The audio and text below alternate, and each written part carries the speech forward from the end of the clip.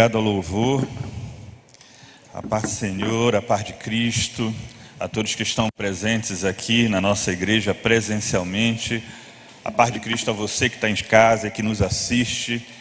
Desde já, muito obrigado aí pela sua audiência, tá? Que você possa ter uma manhã de aprendizado junto conosco. Você que já faz parte da nossa igreja, convidamos para que venha aqui presencialmente. E você que ainda não nos conhece, você que estava aí na televisão no domingo de manhã e de repente parou nesse canal, nós somos a igreja Primeiro Amor, tá? Uma igreja relativamente nova, mas que é muito dinâmica, muito vívida, empenhada em compartilhar a palavra de Deus, que foi essa missão que Ele nos deixou, né? O ID. Nós ficamos aqui na Avenida José Bonifácio, bem no centro de Belém, José Bonifácio 690, próximo ao mercado de São Brás. Aqui em frente tem o berço de Belém. Então, que você que ainda não teve a oportunidade, venha aqui. Temos uma bela igreja, um espaço preparado para receber você. Hoje à noite já temos culto. Se você não pôde vir agora, pode vir hoje às 19 horas. O nosso espaço aqui é semanalmente preparado para poder receber aqueles que nos visitam e todos os membros da igreja. Então, nesta manhã, eu quero começar com oração, porque precisamos sempre, por meio da oração, buscar em Deus. É Ele que nos direciona, é Ele que deixou a sua palavra para que nós pudéssemos compartilhar. Então é Ele que nos capacita para fazer essa tarefa. Então eu quero começar fazendo uma breve oração. Eu queria saber se aqui dentro do nosso espaço tem alguém que tem motivos de oração, tem algum pedido que gostasse de colocar diante de Deus. Levante a mão, por favor. Coloque a sua vida diante de Deus, porque Ele é poderoso para operar. Essa é a nossa fé, né? Se nós não crermos que Jesus tem poder, que Ele vive e ouve as nossas orações, não é? Nós estamos perdendo tempo. Nós cremos num Deus vivo e devemos colocar diante dele sempre as nossas petições. Ele se agrada disso. Mas também nós devemos dar graças por tudo aquilo que Ele faz em nossas vidas. Tem alguém que quer agradecer nesta manhã? Você em casa também, coloque os seus pedidos diante de Deus e agradeça sempre, tá? Pai amado, te louvamos, Senhor, te damos graça nessa manhã, te bendizemos porque Tu és Deus em nossa vida, porque Tu nos chamaste para fazer parte do Teu povo. Nós somos Tua família, Senhor, e nos sentimos felizes por isso. Muito obrigado, Pai, porque em nós não há mérito, mas em Ti há amor, há soberania, e por meio do Cristo Tu nos chamaste para Ti, e nós somos felizes por isso. Quero colocar diante de Ti nessa manhã, Senhor, essas mãos que se levantaram, essas mãos que eu não sei o motivo, Senhor, mas o Senhor onisciente, o Senhor sabe exatamente o que se passa na vida de cada irmão, de cada irmã, Senhor, e na Tua soberania e na Tua onipotência, Pai, eu te peço, Senhor, que ouça o clamor do Teu povo e possa agir na vida de cada um, Senhor, porque Tu é Deus Todo-Poderoso, Pai. Queremos também Te agradecer. Eu Te agradeço, Senhor, por tantas bênçãos que Tu tens proporcionado a mim e a minha família, e junto comigo todos esses que levantaram a mão, Senhor. Muito obrigado porque tem sido presente em nossas vidas. Dai-nos uma manhã de aprendizado. Amém. Então, vamos iniciar aqui mais uma aula da nossa EBD. Domingo passado, com o nosso pastor Max, nós começamos a trabalhar o volume 2 da nossa revista de parábolas. Então, Deus tem nos presenteado aí com essas revistas, não é, que tem como autor o nosso irmão pastor Max, que se tem empenhado, claro, direcionado pelo Espírito Santo de Deus. E nós tivemos já a revista volume 1 das parábolas de Jesus, e domingo passado nós começamos a tratar do volume 2. E hoje vamos para a segunda lição do volume 2. Essas revistas estão disponíveis, você que é da igreja já sabe, estão disponíveis por meio de PDF nos grupos da igreja, mas também nós temos o aplicativo lá, e-books à Viva, que já está disponível a nova revista. Você que não é da igreja e quer ter acesso gratuito a essa revista, você pode ir lá no Play Store do seu celular, não é, na loja de aplicativos, e digite lá e-books Aviva. E-books do inglês, né, books, livros em inglês, electronic books, e você pode baixar a revista e usar gratuitamente, aprender. E se quiser multiplicar essa palavra, fique à vontade, porque os direitos autorais nós cedemos também. Então você que faz parte de igreja e quer um material consistente, bem elaborado, para poder aplicar na sua escola bíblica dominical, está aí uma oportunidade, e de forma gratuita. Amém? Então hoje, vamos dar seguimento à nossa lição das parábolas e vamos falar sobre a parábola dos 2 alicerces. Então vamos buscar aqui a nossa leitura bíblica básica, que eu coloquei aqui no slide a versão de Mateus 7, de 24 a 27. Mas depois eu peço que a mídia projete também a versão de Lucas, que está em Lucas 6, de 46 a 49, só para a gente fazer alguns comentários rápidos. Então vamos lá, acompanhe aí, Mateus capítulo 7, versículos de 24 a 27. Todo aquele, pois, que ouve estas minhas palavras e as pratica, será comparado a um homem prudente que edificou a sua casa sobre a rocha. E caiu a chuva, e transbordaram os rios, sopraram os ventos, e deram com ímpeto contra aquela casa, que não caiu, porque fora edificada sobre a rocha.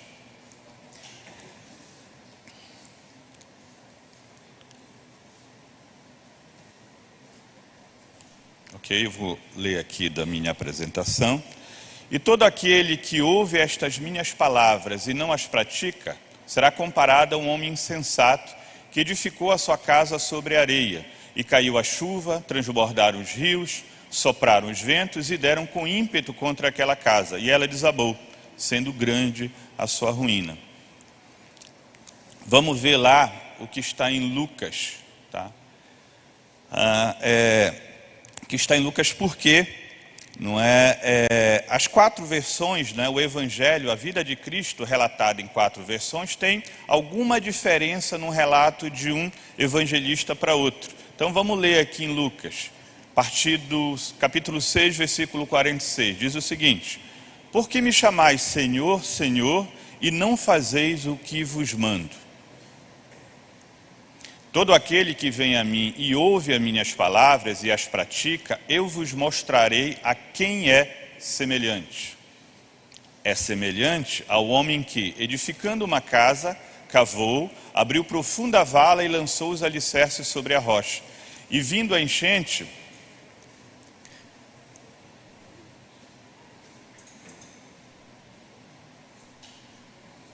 acho que a chuva está interferindo na internet hoje de manhã. E vindo a chuva, arrojou-se. É semelhante ao homem que edificando, estamos com alguma dificuldade. Hoje eu vou ler aqui da minha Bíblia direto. É semelhante ao homem que edificou uma casa e cavou, e abriu bem fundo e pôs os alicerces sobre a rocha. E vindo a enchente, bateu com ímpeto contra a corrente naquela casa, e não a pôde abalar porque estava fundada sobre a rocha.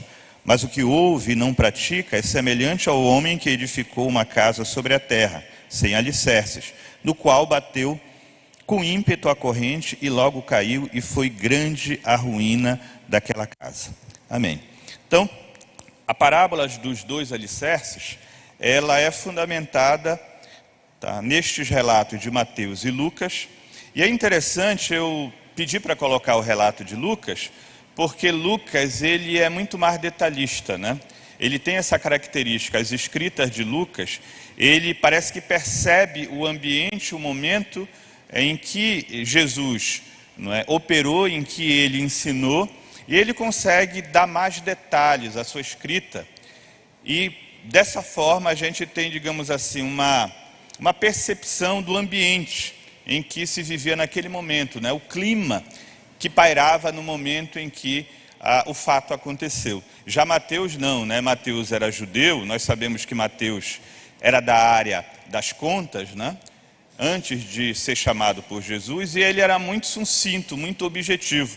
Então, se vocês compararem os dois relatos, o relato de Mateus é muito mais objetivo.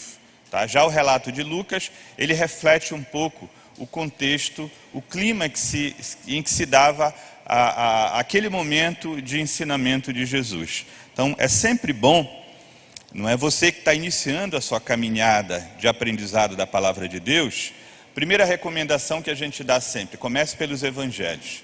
Não é? Ler os 4 evangelhos e você vai perceber que os evangelhos, não é? Principalmente os 3 primeiros, que são chamados evangelhos sinóticos, eles relatam, não é? Uma mesma situação de forma diferente. Não é? Neste exemplo que a gente está vendo agora, a mesma parábola está relatada em Mateus e está relatada em Lucas. E por que isso? Né? Deus é soberano, né? E ele sabia que lá no futuro, hoje, a palavra dele sempre ia ser questionada. Não é? A veracidade, a validade da sua palavra sempre viria no futuro a ser questionada. E já naquela época, né, a cultura judaica e a própria cultura romana só atestava que algo era verídico se você tivesse pelo menos 2 testemunhas que atestasse. Por exemplo, se você fosse fazer uma acusação contra uma outra pessoa, só era válida se 2 outras testemunhassem a mesma coisa que você estava fazendo. Então, tanto na cultura judaica quanto na romana, tinha isso. Então, Jesus, ao invés de deixar 2 testemunhas, deixou 4, né? Deixou o evangelho em 4 versões, para que você não tenha dúvida, né? Diz assim, não, mas Mateus escreveu dessa forma, ele não estava presente no momento lá, ele não acompanhou Jesus de perto. Mateus estava, Mateus acompanhou todo o tempo. Então Deus, na sua soberania, já sabe o que vinha no futuro, né? Então, por isso, nós podemos ter a certeza, a clareza de que a palavra de Deus é verídica. Tá? Por quê? Porque ele se preocupou em deixar formas de que a gente ateste isso. Uma dessas formas é escrever 4 evangelhos ao invés de 1. Porque de uma pessoa você duvida, mas 4 falando a mesma história, não é? Amém? E graças a Deus pela sua soberania, porque nós, não é, somos falhos na nossa fé. Se provavelmente nós tivéssemos só um evangelho assim, ó, será que essa pessoa não se enganou? Será que ele efetivamente viveu isso? Ele disse, não, mas foram 4. Bom, se já tem 4 pessoas falando, opa, isso deve ser verdade mesmo. Então, Deus é soberano, né? Por isso que é bom sempre a gente fazer as leituras em mais de uma versão, tá? Peço desculpa a vocês, eu acho que por conta da chuva, a nossa internet interfere no sinal. Tem hora que projeta ali o slide, tem hora que cai. Então, vamos lidar com isso essa manhã. Então, a parábola dos 2 alicerces, aí eu vou ler por aqui, pelo meu teleprompter de mão aqui. A parábola dos 2 alicerces tem a intenção de fornecer uma advertência. Ao mesmo tempo, dá um direcionamento relativo a 2 possibilidades de reação que todos temos diante da exposição da palavra de Deus. Crer e obedecer, e crer e não obedecer. Então, nós podemos ter essas 2 reações quando nós conhecemos a palavra de Deus. Tá? Muitos, não é, abrem o coração verdadeiramente, se deixa a palavra de Deus, não é? Tem o hábito, gosta de assim, é curioso em relação à palavra de Deus e abre o coração e a palavra passa a fazer sentido.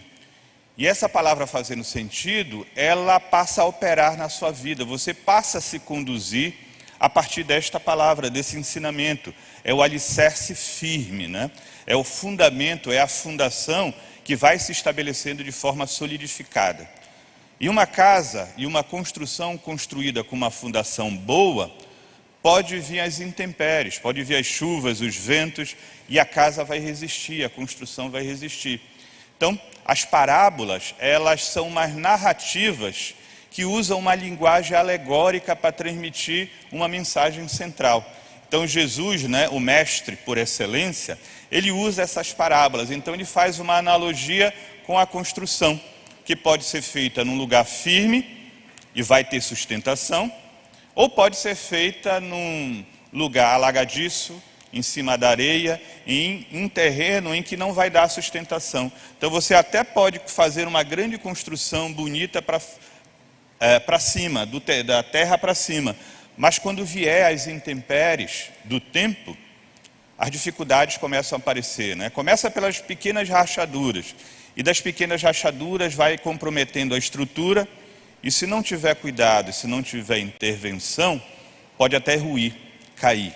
Assim é a nossa vida, né? Nós precisamos de um firme fundamento, e esse fundamento é Jesus Cristo, é o ensinamento das suas palavras. Amém?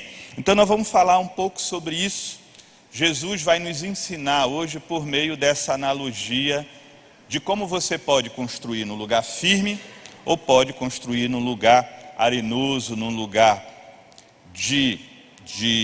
não é comprometido, que não dá solidez, e isso pode vir a comprometer o futuro da sua construção, daquilo que você tá. Essa parábola, irmãos, e você que nos acompanha pela televisão, ela foi escrita, ela é relatada no final do Sermão do Monte. Para quem conhece um pouco mais de Bíblia, o Sermão do Monte começa ali no capítulo 5 de Mateus, 5, 6 e 7. E o Sermão do Monte, ele é o momento, digamos assim, né, o grande momento de ensinamento de Jesus. Jesus, depois de ter reunido os seus apóstolos, ele manda reunir o povo, uma multidão, e começa ali a ensinar mais objetivamente do seu reino. Mas ele não ensina de qualquer forma, ele ensina de uma forma prática, de uma forma que faz sentido para as pessoas. Diferente, né, dos fariseus e escribas que falavam daquilo que não vivia, Jesus falava essencialmente aquilo que ele cria e vivia. E ele tira esse momento ali no Sermão do Monte para falar dos vários, de transmitir vários ensinamentos importantes. Dei uma revisada depois lá no Sermão do Monte, porque ele é a base, dos ensinamentos de Cristo. Jesus fala das bem-aventuranças, fala da necessidade de sermos sal e luz da terra. Ele ensina como nós devemos orar a Deus, e ele fala de vários ensinamentos que vão nos solidificando, ou seja, ele estabelece ali, as bases, ele estabelece ali um terreno fortificado para que se possa construir. E lá quando chega no final do Sermão do Monte, já lá para o capítulo 7, ele apresenta esta parábola dos dois alicerces. Ele começa a nos ensinar, tomando como referência algo que era entendível para o povo daquela época. Eles conseguiam perceber, de como é que se faz uma construção e como é que é importante. E ele busca essa analogia para facilitar o ensinamento. E todos aqueles que conseguiam acompanhar e perceber, aprendiam mais, e a palavra fazia sentido nas suas vidas. Tá bom? Vamos continuar aqui. Eu trouxe aqui, ainda falando do contexto, eu trouxe aqui um slide, mas não vamos conseguir ver. Eu trouxe a figura de uma rocha e eu trouxe a figura de um conjunto de pedras, tá? Pedregulhos soltos no chão. Porque assim, essa palavra, a palavra que é traduzida do grego para nós, no português hoje em dia, ele é citado várias vezes. Esse termo que trata de rocha, ele é citado várias vezes ao longo do Novo Testamento. E em alguns momentos é aplicado com um sentido, em alguns momentos com outro. Por exemplo, quando se fala de rocha, rocha é uma pedra maciça, consolidada. A palavra em grego que aponta para rocha é petra. Tá? Mas tem uma outra palavra que também tem um sentido parecido, que é petros. Petros é fragmento de rocha, é uma pequena pedra. Então, quando ele se refere a Jesus, Jesus é Petra. Quando se refere a Pedro, Pedro é Petros. Então, Pedro é um fragmento de Jesus, é um fragmento da rocha. Então, quando é citado, que sobre esta rocha construirei a minha igreja, lá em Mateus 16, 18, ele está falando de si próprio. Naquele diálogo ali com Pedro, ele diz assim: tu és Petra, tu és Petros, e sobre essa Petra, ou seja, sobre ele próprio eu construirei a minha igreja. Então é importante esses termos porque gera alguma confusão, dificuldade de entendimento. Então toda vez que se refere a Jesus é Petra, é a rocha, não é? A pedra consolidada. Amém? Vamos avançando aqui.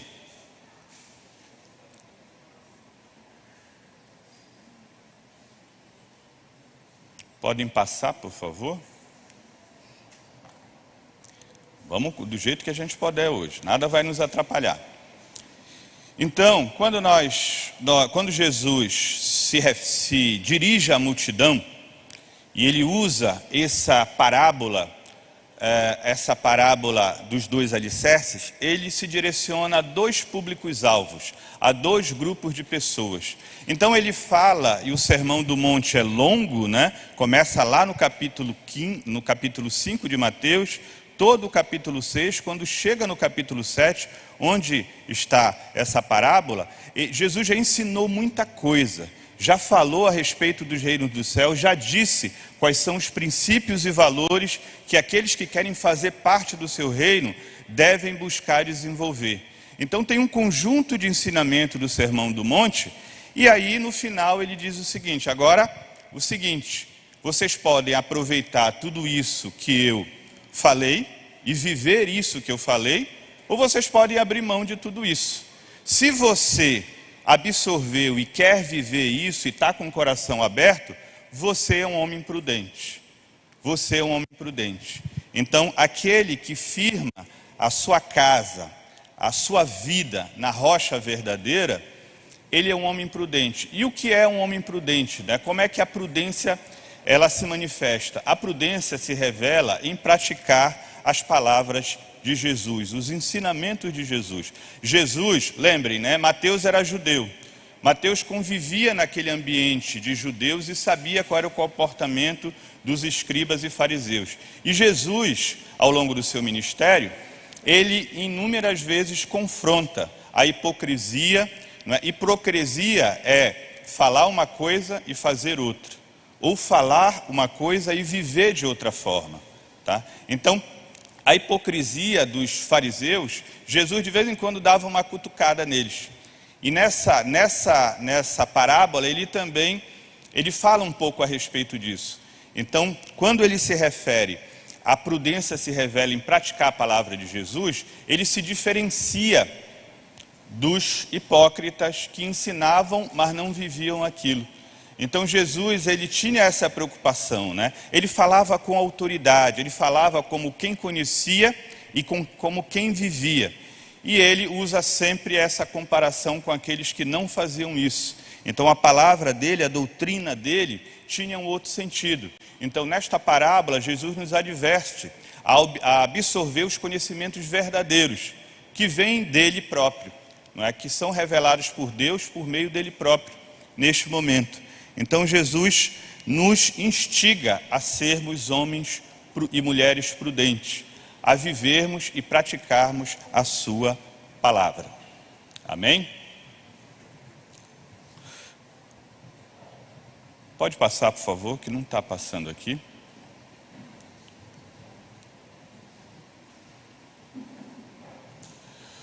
Bom, um homem prudente deve praticar as palavras de Jesus, tá? Porque praticar as palavras é como construir uma casa sobre a rocha. E existem vários versículos que tratam dessa questão, né? Eles citam a palavra rocha se referindo a Jesus como a base de sustentação segura e verdadeira. Então em Atos 4:11 diz que este Jesus é a pedra rejeitada por vós, os construtores, a qual se tornou a pedra angular. Quando Pedro é questionado e ele fala a respeito de Jesus, ele responde àqueles que o inquiriam, dizendo: este Jesus que foi morto por vocês é a pedra angular, a pedra de sustentação. E o que é uma pedra angular? A turma que trabalha aqui com construção civil sabe, né? O cimento é algo relativamente novo, é uma tecnologia mais nova, não existia, não é? Esse material para você construir de forma firme no passado. Então, como é que as pessoas construíam no passado para fazer as construções que resistissem firmemente? Eles começavam a construção por uma pedra angular, uma pedra de esquina. Então, cortavam a pedra e colocavam ela numa posição, firmavam ela na posição, às vezes usavam a própria estrutura de uma montanha, de uma encosta, de uma rocha, para poder firmar toda a construção em torno dessa pedra angular. Então, essa pedra angular era a pedra que sustentava toda a construção. Então, se coloca a pedra angular, e está aqui o Jares, que conhece bem disso, e coloca todas as demais pedras apoiadas, ligadas a essa pedra angular. Então, se essa pedra angular for firme, ela sustenta toda a construção. Então, Jesus é a nossa pedra angular. Então, em vários momentos é usado a referência nesse sentido. Portanto, assim diz o Senhor: eis que eu assentei em Sião uma pedra, pedra já provada, pedra preciosa, angular, solidamente assentada, aquele que crê não foge. Desde o Antigo Testamento, o profeta Isaías já profetizava isso lá no capítulo 28, 16. Ele já anunciava que Deus enviaria do céu a sua pedra, a pedra sobre a qual seria estabelecido todo o seu plano de salvação. A pedra queria dar origem à igreja que nos alcançou, a igreja que veio ao longo do tempo, meio aos desafios, em meio às dificuldades, em meio às perseguições, mas nunca caiu e nunca vai cair. Por quê? Porque ela é firmada na pedra angular, na rocha perfeita. E nós precisamos buscar fazer parte dessa estrutura ligada a essa pedra angular. Amém?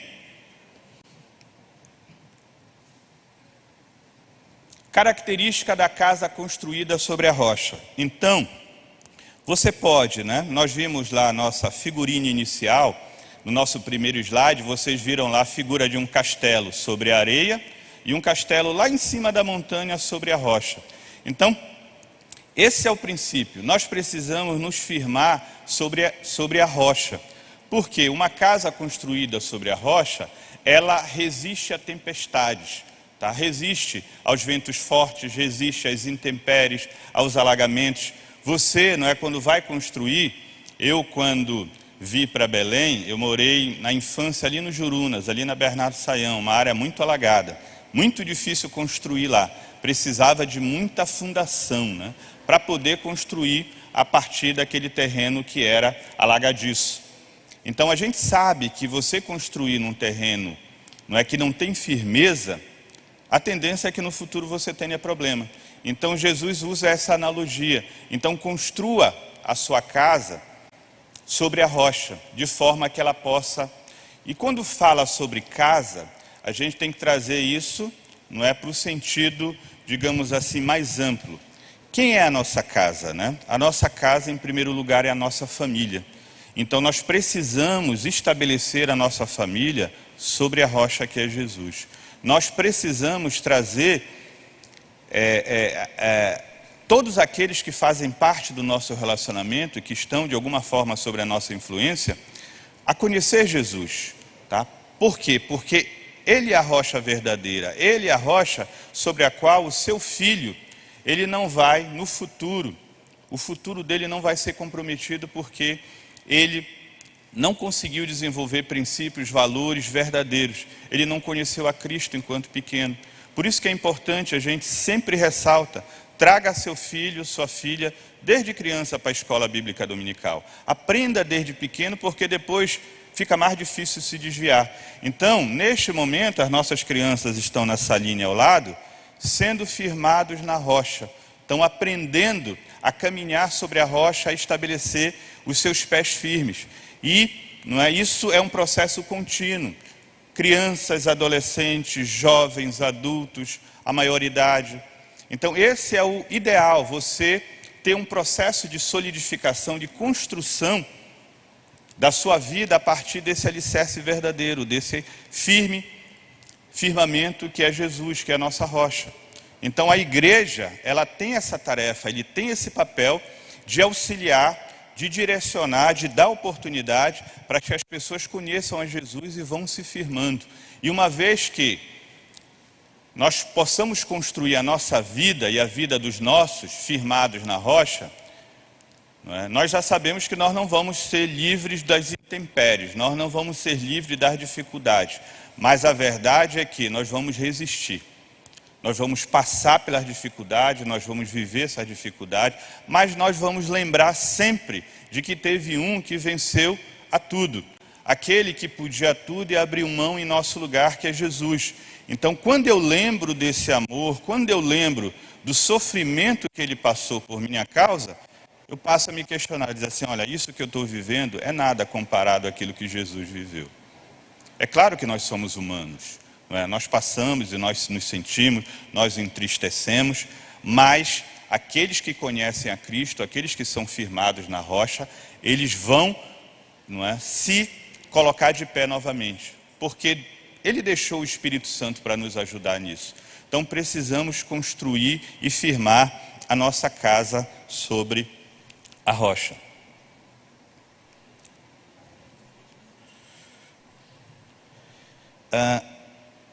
O homem prudente, ele sabe que Jesus é a habitação forte. Tá? O rei Davi, enquanto vivia aquele momento de tribulação, aquele momento de perseguição, ele escreveu alguns salmos. E no Salmo 71, de 1 a 3, ele ora a Deus. Ele busca a Deus e entende, e faz referência a Deus como a rocha do seu abrigo. Naquele tempo, por exemplo, era comum as pessoas morarem nas montanhas. Os abrigos mais seguros eram as casas feitas nas próprias montanhas de pedra, onde a tempestade não derrubava. E Davi, no seu momento, ele faz referência a isso também, que Deus é a sua rocha, é a sua fonte de segurança, onde ele pode firmar os seus pés e onde ele pode se restabelecer. Então, essa verdade está posta no Antigo Testamento e está posta no Novo Testamento. Em Efésios, também se faz referência, essa eu quero ler, Efésios 2, de 20 a 22, vocês podem me acompanhar aí, se puder projetar, por favor, Efésios 2, de 20 a 22. Tá?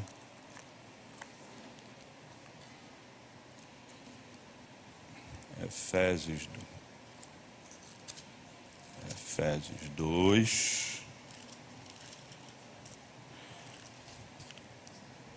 Vou ler aqui da minha versão. Edificados sobre, o apóstolo Paulo aqui ensinando, o povo de Efésios, a igreja de Éfeso. Edificados sobre o fundamento dos apóstolos e dos profetas, de que Jesus Cristo é a principal pedra da esquina, no qual todo o edifício bem ajustado cresce, para todo o templo santo no Senhor, o qual também vós juntamente sois edificados para a morada de Deus no Espírito. Então, novamente aqui, o apóstolo Paulo usa a referência da rocha, da pedra angular, sobre o qual a igreja se estava estabelecendo. E aí eu quero fazer uma observação para vocês sobre essa questão da pedra angular, Jesus como a pedra angular da igreja. Jesus é a pedra de esquina sobre a qual essa igreja é estabelecida.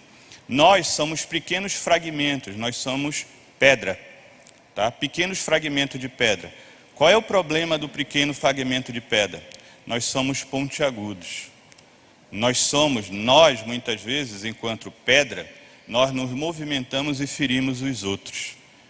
Tá? Nos nossos movimentos, principalmente quando a gente começa essa caminhada, está aprendendo ainda a necessidade de ser servo, a necessidade de colocar um outro à sua frente, dar preferência ao outro, você chega ainda muito cheio do ego. E muitas vezes esse ego, ele se revela na dificuldade de relacionamento. Então Jesus é a pedra angular de esquina e nós temos que nos alinhar com essa pedra angular. O problema é que nós somos pontiagudos. Então eu, quando me movimento, muitas vezes, eu firo o meu irmão. O meu irmão, quando se movimenta, muitas vezes, ele me fere. Por isso que a igreja é um ambiente, que não é um ambiente perfeito. Alguns que estão de fora acham que toda a igreja tem que ser um ambiente, não é? Não, Jesus está ali e as pessoas, não é? Naturalmente já são transformadas e aí não tem mais dificuldade, todo mundo é bonzinho, ninguém fala mal um do outro, ninguém tem, não é, as mesquinharias, ninguém tem as dificuldades, porque já é da igreja e já se transformou. Lê do engano, né? Nós trazemos todas as nossas dificuldades, os nossos defeitos. Só que, se nós verdadeiramente estamos dispostos a nos firmar naquela pedra de esquina que é perfeita, a gente vai se ajustando, nós vamos formando essa parede, essa corrente, colando no irmão do lado, mesmo ele me ferindo, eu vou me ajustando, as pontas vão quebrando, a gente vai se tornando uma pedra mais, não é, sociável, uma pedra mais arredondada, mais boleada, até que a gente consegue se formar. Essa é a igreja, tá? Então, se nós, muitas vezes a gente, não é, muitos se afastam das igrejas, porque dizem assim, eu vou para lá, isso é pior do que o mundo. Não é? Eu chego lá, eu penso que eu vou viver num ambiente em que não tem fofoca, que não tem crise, que não tem dificuldade, onde todo mundo é bonzinho com todo mundo. Não é isso, gente, a Bíblia não ensina isso, tá? Nós somos pedra, pedra defeituosa, pedra disforme. E só com o tempo, só com a convivência, só com esse ajuste que vai se dando através do tempo, cada tempo quebra uma pontinha e a gente se encaixa melhor, quebra outra pontinha, aí a gente forma esse paredão firmado na pedra angular. Então é isso que é a igreja. E nós temos que ter essa consciência. É claro que, não é, o sentido de você aceitar a Jesus, ou Ele te aceitar, é uma caminhada de santificação. Então não é aceitável uma pessoa, por exemplo, que está 3, 4 anos na igreja e tem o mesmo comportamento da primeira semana que entrou. Significa que a palavra não penetrou, ainda não entendeu o sentido de se colocar como servo. Então, não é? É claro que nós temos que abrir o coração, dizer assim, olha, essa pessoa aí não tem jeito, está aí há 10 anos na igreja, não... Bom, isso aí é uma coisa dela com Deus. Eu sei que eu estou deixando Deus trabalhar comigo, aparar a minha lestra, me bolear enquanto pedra, porque eu quero fazer parte dessa estrutura firme, eu quero ser ligado à igreja, eu quero ser ligado à pedra angular, eu quero formar uma igreja sólida. Amém? Amém? Então vamos saber lidar com as dificuldades, com os mimimi, né? Um termo hoje que acontece também dentro da igreja, diz assim, não, irmão, vamos nos ajustar. Não é? A cada ceia, lá no cerimonial, não é? Nós somos ensinados de que nós devemos primeiro ir lá pedir perdão ou perdoar para depois vir tomar a ceia. Então, todo o tempo nós somos chamados a nos ajustar, a melhorar enquanto pedra que faz parte de uma estrutura maior que a igreja. Pode voltar, por favor. E a pedra nós temos que nos tornar a habitação de Deus. Não é? Nós somos casa, nós somos o templo que não foi feito por mãos humanas. Nós somos templo formado pela mão de Deus, onde habita o Espírito Santo. Então, nós temos que estar de coração aberto. O homem prudente, ele tem que praticar, por favor, passou para trás, voltou.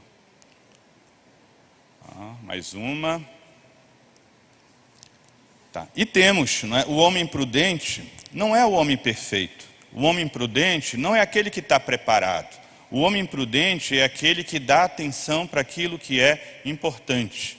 Ou seja, eles vêm para a igreja, ele vai buscar aprender de Jesus, dos seus ensinamentos, da sua vida, porque ele quer efetivamente, ele sabe, ele reconhece que o modo como ele levou a vida não levou ele aonde ele gostaria. O modo de ser conduzido pela nossa própria sabedoria, ou pseudo-sabedoria, não nos leva aonde nós queremos.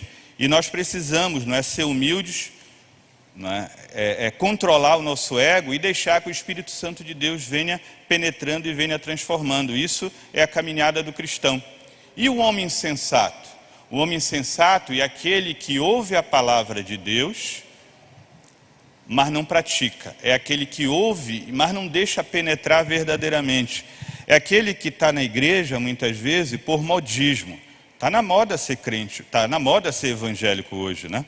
Está na moda, e tem vários artistas aí que agora já até fazem questão de dizer que são evangélicos, que vão, lançam podcast, quer dizer, foi convertido. Hoje, daqui a um mês, já está na mídia, dando testemunho, fazendo podcast, entrevistando. Essa semana eu tive uma decepção, ou um desses artistas, em que a pessoa se dispõe a propagar a palavra de Deus, e aí diz assim, não, mas eu vou me separar do meu marido.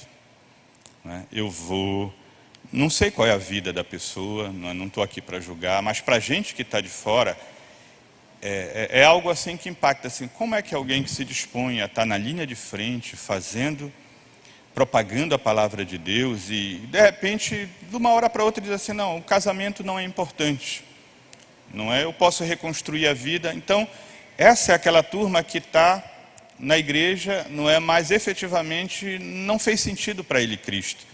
Cristo não penetrou na sua vida, não causou temor à palavra de Deus, a pessoa não teme, ou seja, continua se conduzindo por si próprio, só acha que agora tem uma cara, e isso é complicado. Isso, como eu falei, a igreja, ela vem desde a sua origem, e ela nunca foi, não é extinta e não vai ser extinta por causa, mas o maior perigo da igreja não está pelo lado de fora, está pelo lado de dentro. Então, quando pessoas que tomam, à frente e de repente levam consigo por alguma razão, acabam por comprometer, acabam por dar mau testemunho a respeito, ele causa um estrago muito grande para a igreja. Essa é uma das razões que mais fragiliza a igreja, não é a perseguição externa, é o fato efetivamente das pessoas encararem um relacionamento com Cristo de uma forma realmente superficial, só para, digamos, só absorve aquilo que é útil para a sua imagem, que é útil para o seu cotidiano, mas efetivamente não se firma na rocha. Esse é um homem insensato. Tá? E nos finais dos tempos, ainda lá em Mateus 22 e 23, quando essas pessoas que se dizem conhecedores e testemunhas e discípulos de Jesus, forem colocados diante dele, vão ter uma resposta como essa colocada aqui.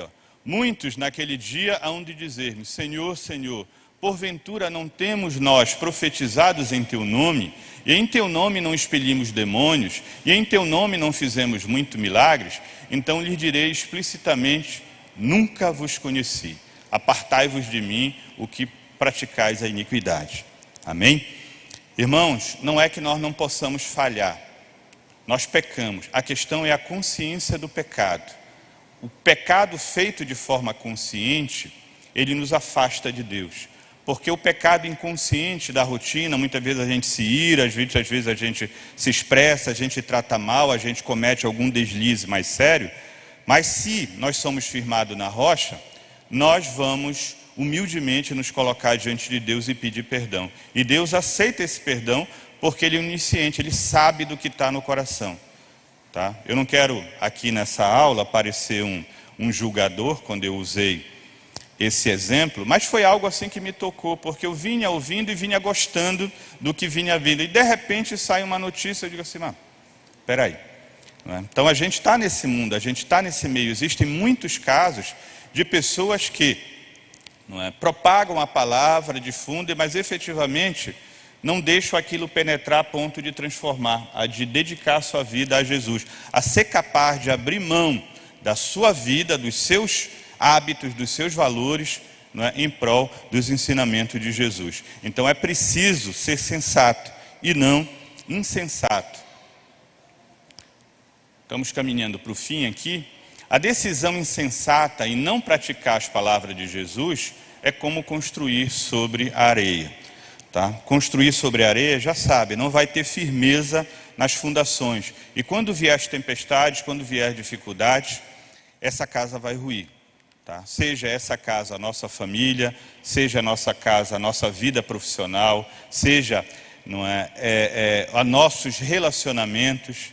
Então é preciso que a gente vá gradativamente na nossa caminhada, nos firmando cada vez mais. E aí, principalmente nós quando somos mais jovens, a gente tem vários anseios, a gente tem várias vontades. Tá? E é um desafio, realmente é um desafio. Glória a Deus àqueles jovens que nunca se deixam tentar e dão uma voltinha lá por fora, que se mantêm firme.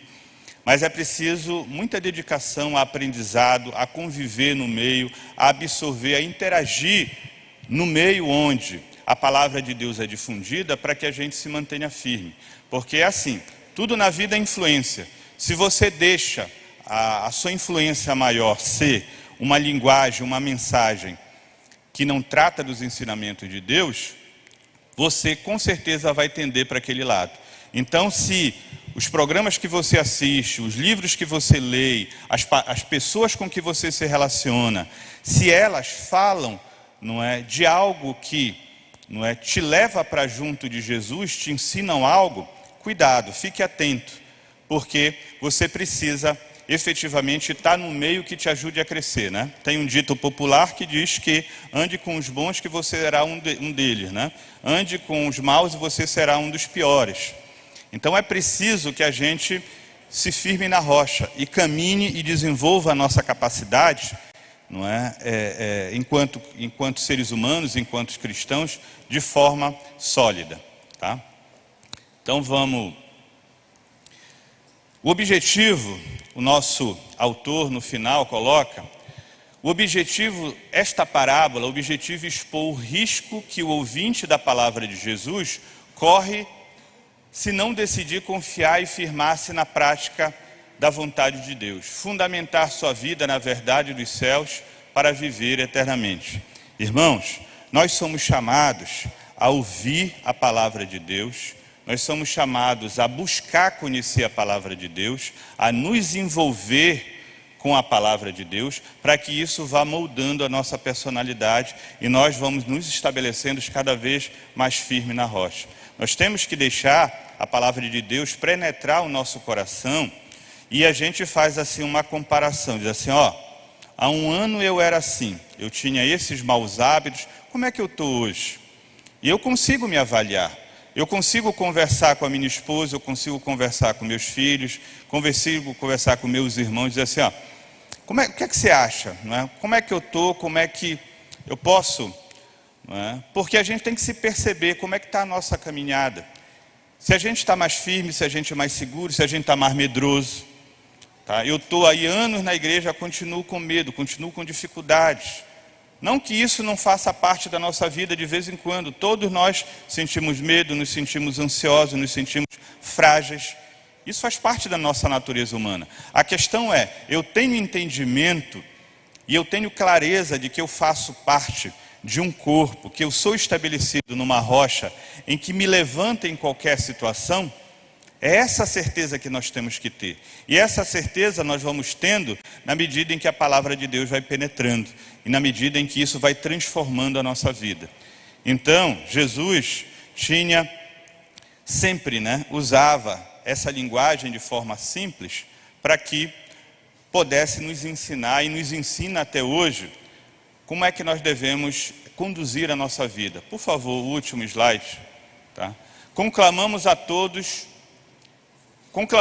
a que todos nós não sejamos apenas ouvintes, cheios de teorias e de concepções abstratas dos conteúdos sagrados, mas que nos movamos em despertamento e viver as práticas das verdades espirituais que Jesus veio nos trazer.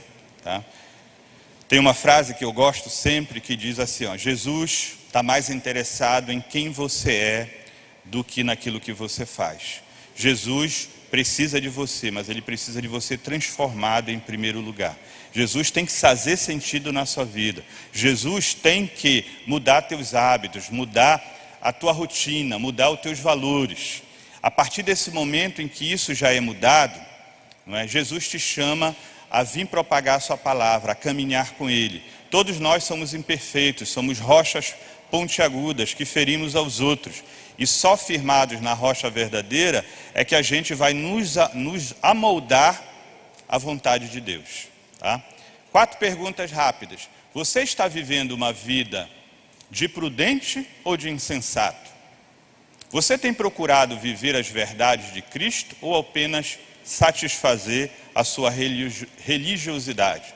Você se considera uma casa santa, onde o Espírito Santo tem prazer em habitar? Você está disposto a abdicar os teus desejos para viver as instruções da palavra de Jesus? Questionamentos, instigações, reflexões para todos nós. Amém? Fiquemos de pé, por favor. Vamos terminar com a oração.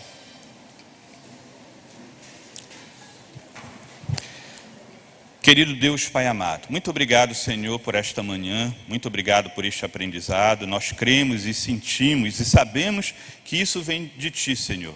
Nós precisamos dos ensinamentos e que nós possamos estar dispostos nós possamos, em alguns momentos, fazer o sacrifício para estar aprendendo da Tua palavra, Senhor. Te coloco diante de Ti todos os meus irmãos e irmãs que estão aqui na igreja presencialmente, coloco diante de Ti todos que nos assistem pela televisão ou pelas redes sociais, Senhor, que possam ter entendido, Pai, que existem dois caminhos. Um caminho que é firmado em Ti, que é difícil, que é desafiador, que nos confronta a nós mesmos, mas que é necessário. Que nós possamos ser mudados e sermos firmados em Ti, que é a rocha da vida, Senhor. E existe um outro caminho, Senhor, que é o da superficialidade. É aquele que nós ouvimos e não vivemos e não praticamos, Pai. Que nós todos possamos ser tocados por Ti, pelo Teu Espírito Santo, para cada dia, Senhor, buscarmos abrir mais o nosso coração, deixarmos ser trabalhados por Ti. E naquilo que nos cabe, que nós nos esforçamos em fazer a Tua vontade. É o que Te pedimos e Te agradecemos em nome de